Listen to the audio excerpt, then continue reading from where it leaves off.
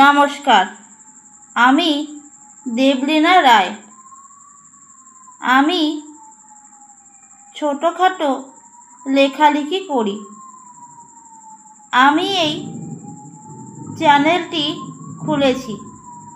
এই চ্যানেলে আপনারা আমার লেখা ছোট গল্প শুনতে পারবেন। আশা করি এই গল্পগুলি আপনাদের ভালোই লাগবে। আর এই চ্যানেলটিকে লাইক ও সাবস্ক্রাইব করে দেবেন। আমার লেখা এই চ্যানেলের প্রথম গল্প হলো লক্ষ্মীবালার স্মৃতিচারণ।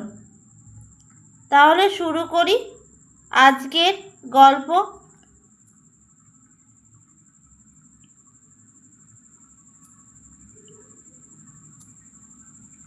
লক্ষ্মীবালার স্মৃতিচারণ। একটি পুরনো দোতলা বাড়ি। সেই বাড়িটার জরাজীর্ণ অবস্থা। বোঝাই যায় অনেক পুরনো বাড়ি। সেই বাড়ির দোতলায় একটি ঘরের থেকে রেডিওর শব্দ আসছে।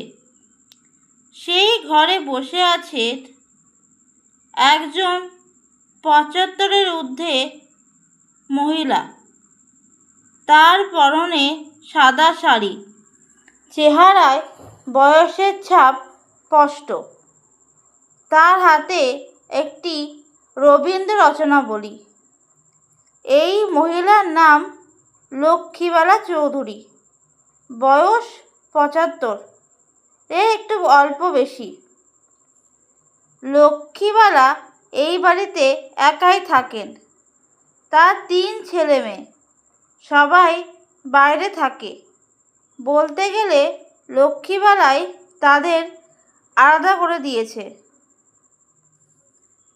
কারণ তার এত ঝুটঝামেলা ভালো লাগে না। তিনি একাই দিব্যি আছেন। এবার বলতে পারো ওনার চলে কি করে। ওনার স্বামী হাইকোর্টের বড় উকিল ছিলেন। উকিল না বলে ব্যারিস্টার বলা যায়। সেই জন্যই তার কোনো দিন টাকা পয়সার অভাব হয়নি। তিনি এই জরাজীর্ণ দোতলা বাড়িতে দিব্যি আছেন। ছেলেরা এবং মেয়েরা মাঝে মাঝে তার সঙ্গে দেখা করতে আসেন। ছেলেরা কতবার বলেছেন তাকে তাদের সঙ্গে কি থাকতে, কিন্তু লক্ষ্মীবালা এতে রাজি নন। তিনি কারোর বাড়িতে গিয়ে থাকবেন না, এটাই তার স্পষ্ট কথা। তিনি সারা জীবনই একাই ছেলেমেয়েদের মানুষ করেছেন, তাই তার একা থাকতে ভালো লাগে। তার স্বামী জগমোহন চৌধুরী ছিলেন কলকাতা হাইকোর্টের বড় ব্যারিস্টার। বেশ দামি মানুষ ছিলেন তিনি, কিন্তু কপালের ফের, বেশি দিন তিনি ইহকালে থাকতে পারলেন না। তার বয়স যখন ৪০ বছর, তখন তিনি ইহকাল ছেড়ে পরপারে রওনা হন।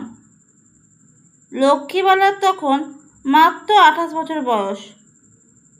তখন থেকে লক্ষ্মীবালা একাই তার ৩ ছেলে মেয়েকে মানুষ করেছেন। তিনি এখন দোতলায় বসে বসে তার জীবনের স্মৃতিচারণ করছেন।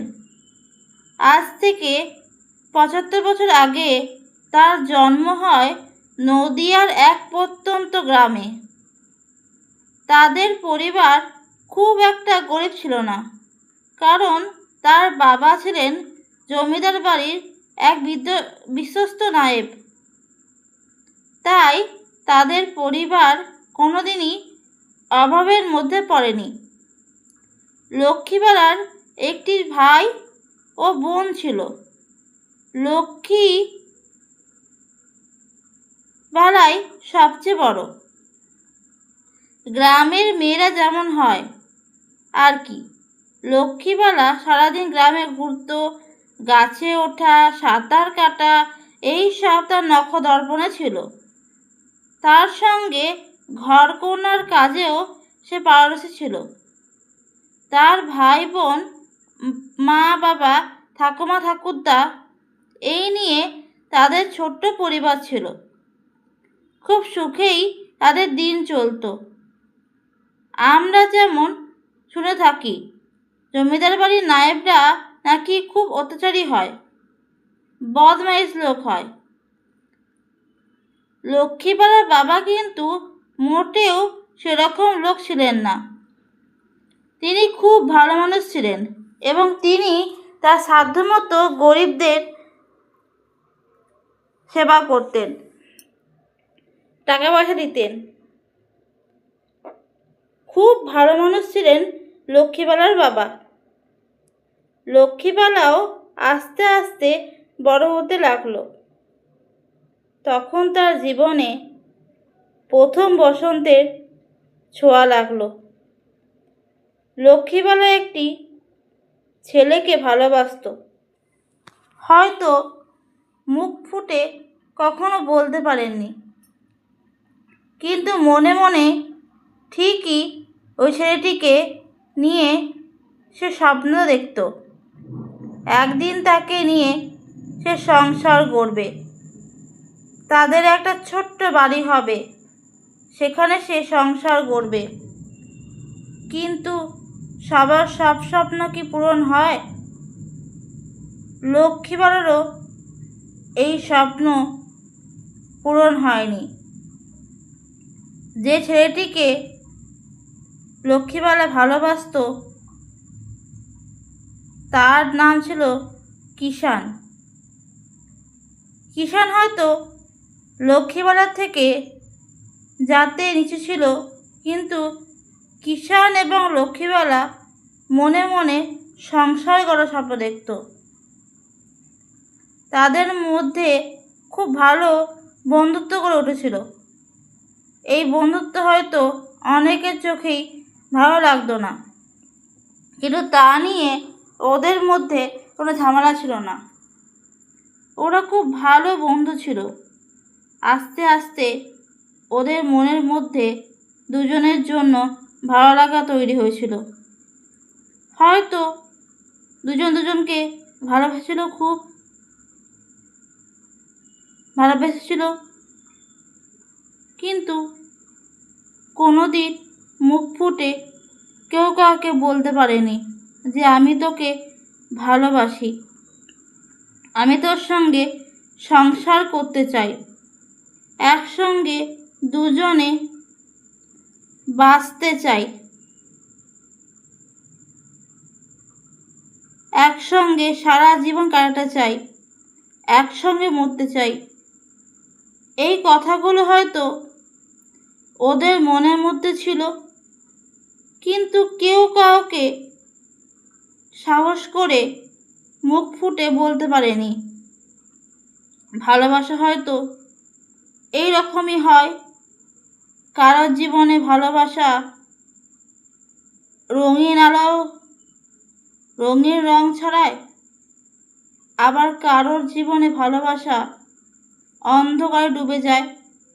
হয়তো কেউ মুখ ফুটে তার ভালোবাসা মানুষকে বলতে পারে যে আমি তোকে ভালোবাসি বা আমি তোমাকে ভালোবাসি, আমি সারা জীবন তোমার সঙ্গে তোমার হাত ধরে বাঁচতে চাই, তোমার সঙ্গে সংসার করতে চাই, তোমার সঙ্গে একসঙ্গে মরতে চাই, তোমার বুকে মাথা রেখে রাখতে চাই, একসঙ্গে নিঃশ্বাস নিতে চাই।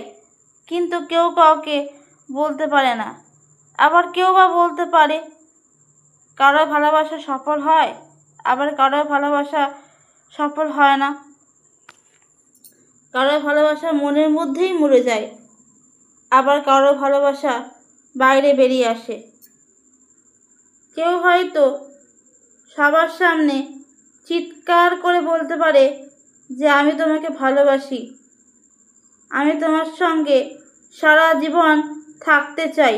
আবার কেউ হয়তো বলতে পারে না, তাদের ভালোবাসা মনের মধ্যে থেকেই যায়। সেই রকম লক্ষ্মীবালার এই কিষানেরও হয়েছিল। তারা কেউ কাউকে বলতে পারেনি আমি তোমাকে ভালোবাসি, জানাতে পারেনি তাদের মনের কথা। লক্ষ্মীবালা আস্তে আস্তে বড় হয়ে উঠল। লক্ষ্মীবালার যখন 16 বছর বয়স, তখন তার বাবা তার বিয়ে দেওয়ার জন্য পাত্র দেখতে লাগলেন। লক্ষ্মীবালা দেখতে খুব সুন্দর ছিল এবং তার বংশ পরিচয়ও ভালো ছিল। তাই তার জগমোহন চৌধুরীর সঙ্গে বিয়ে ঠিক হয়। তারপর একদিন ভালো দিন দেখে লক্ষ্মীবালার এবং জগমোহনের বিয়ে হয়ে যায়। বিয়ের দিন অনেক খুঁজেও লক্ষ্মীবালা কিষানকে দেখতে পায়নি। বিয়ের পর লক্ষ্মীবালা তার শ্বশুরবাড়ি অর্থাৎ কলকাতায় চলে আসে। তখন থেকে লক্ষ্মীবালা এখানেই থাকে। জগমোহন বাবু বড় ভালো লোক ছিলেন। তিনি লক্ষ্মীবালাকে খুবই ভালোবাসতেন। লক্ষ্মীবালার শাশুড়ি অর্থাৎ জাহ্নবী দেবী একটু গাঁইগুঁই করতেন লক্ষ্মীবালার প্রতি, কিন্তু তিনিও লক্ষ্মীবালাকে ভালোবাসতেন। কলকাতায় আসার পর কিষানের স্মৃতি লক্ষ্মীবালার মন থেকে ধীরে ধীরে মুছে যেতে লাগলো। কিন্তু সব স্মৃতি কি ভোলা যায়? লক্ষ্মীবালা তো কিষানকে ভালোবাসত। প্রথম ভালোবাসা কি কখনো মানুষ ভুলতে পারে? পারে না। তাই তো মাঝে মাঝে লক্ষ্মীবালার মনে পড়তো কিষানের কথা, তার সঙ্গে কাটানো মুহূর্তগুলোর কথা। সেই কথা ভেবে লক্ষ্মীবালার চোখে জল আসতো। কিন্তু জগমোহনবাবু লক্ষ্মীবালাকে এতই ভালোবাসতেন যে লক্ষ্মীবালা মাঝে মাঝে ভুলেই যেতেন কিষানের কথা। এইভাবে লক্ষ্মীবালার দিন চলছিল। তার সংসার, স্বামী নিয়ে লক্ষ্মীবালার দিব্যি ছিল। তারপর তার প্রথম সন্তান পৃথিবীতে আসে।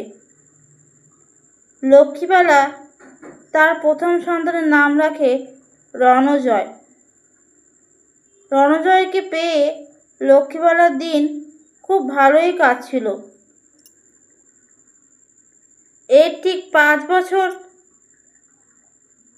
পর লক্ষ্মীবালার দ্বিতীয় সন্তান অর্থাৎ মেঘদূত জন্ম নেয়। তারপর 2 বছর পর তার মেয়ে জন্ম নেয় পার্বতী। লক্ষ্মীবালার সংসার ফুলে ফেঁপে ওঠে। খুব ভালোভাবেই দিন কাটছিল লক্ষ্মীবালার। 3 সন্তান, স্বামীকে নিয়ে লক্ষ্মীবালার ভালোই দিন কাটছিল। এরই মধ্যে তাদের জীবনে ঘটে এক ভয়ঙ্কর দুর্ঘটনা। জগমোহনবাবু একদিন হাইকোর্ট থেকে ফেরার পথে প্রচণ্ড জোরে বুকে ব্যথা হয় এবং তাকে সঙ্গে সঙ্গে হাসপাতালে নিয়ে যাওয়া হয়। কিন্তু সে সুরক্ষা হলো না, তিনি মারা গেলেন। লক্ষ্মীবালার শাশুড়ি অনেকদিন আগেই পরলোক গমন করেছেন। এখন জগমোহনবাবুও চলে গেলেন। এখন লক্ষ্মীবালা সম্পূর্ণ একা। তার কাঁধে অনেক দায়িত্ব। তার 3 ছেলে মেয়েকে মানুষ করতে হবে, তাদের বড় করতে হবে। যদিও তাদের টাকা পয়সার কোনো অভাব ছিল না, তবুও তিনি একেবারে অকুল পাথারে পড়ে গেলেন।